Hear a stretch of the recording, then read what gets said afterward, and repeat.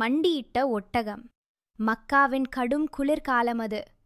அன்னை ஆயிஷா ரலியல்லாஹுன்ஹா அவர்கள் நபிகள் நாயகம் ஸல்லல்லாஹு அலைஹி வஸல்லம் அவர்களுடன் இருந்தார்கள்.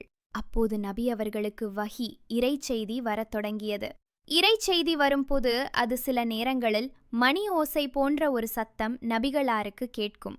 அந்த நேரத்தில் அவர்கள் ஜிப்ரயீல் அலைஹி வஸல்லம் அவர்களை காண மாட்டார்கள். ஆனால் இறைவசனங்களின் கனத்தை அவர்கள் உடல் உணரத் தொடங்கும். அந்த கடும் குளிரிலும் நபிகளாருக்கு அதிகமாக வியர்த்தது. இறைவசனங்கள் முழுமையாக இறங்கி முடிந்ததும் அவர்களின் முகம் ஒரு சந்திரன் போல் பிரகாசித்தது.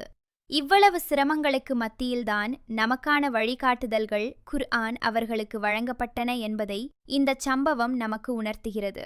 ஒருமுறை நபிகளார் தனது தோழர் ஸைத் பின் சாபித் ரஸியல்லாஹு அன்ஹு அவர்களின் மடி மீது தலை வைத்து படுத்து கொண்டிருந்தார்கள்.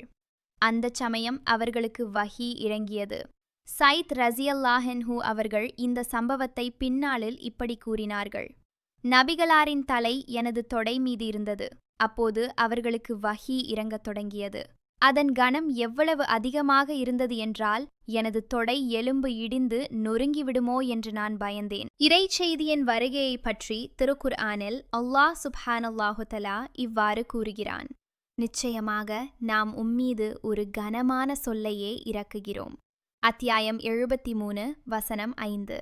முதலாக ஹிரா குகையில் வஹி இறங்கியபோது அதன் கனத்தை தாங்க முடியாமல் நபி ஸல்லல்லாஹு அலைஹி வஸல்லம் அவர்கள் உடல் நடுங்கியபடி வீடு திரும்பினார்கள். அன்னை கதீஜா ரலியல்லாஹுன்ஹா அவர்களிடம் என்னை போர்த்துங்கள் என்று கூறினார்கள். ஒரு மாபெரும் பொறுப்பு அவர்கள் மீது சுமத்தப்பட்டதன் ஆரம்ப அறிகுறியது. நபி ஸல்லல்லாஹு அலைஹி வஸல்லம் அவர்கள் ஒரு பயணத்தில் தனது ஒட்டகத்தின் மீது அமர்ந்திருக்கும்போது வஹி இறங்கினால் அந்த பாரத்தை தாங்க முடியாமல் ஒட்டகம் தனது கால்களை மடக்கி கீழே அமர்ந்துவிடும். இறைச்செய்தியை பெறுவது என்பது சாதாரணமான ஒன்றல்ல. அது மிகப்பெரிய உடல் மற்றும் மன வலிமையை கோரியது. நபிகளார் ஏர்சனிங் சொந்த கற்பனையில் எதையும் கூறவில்லை.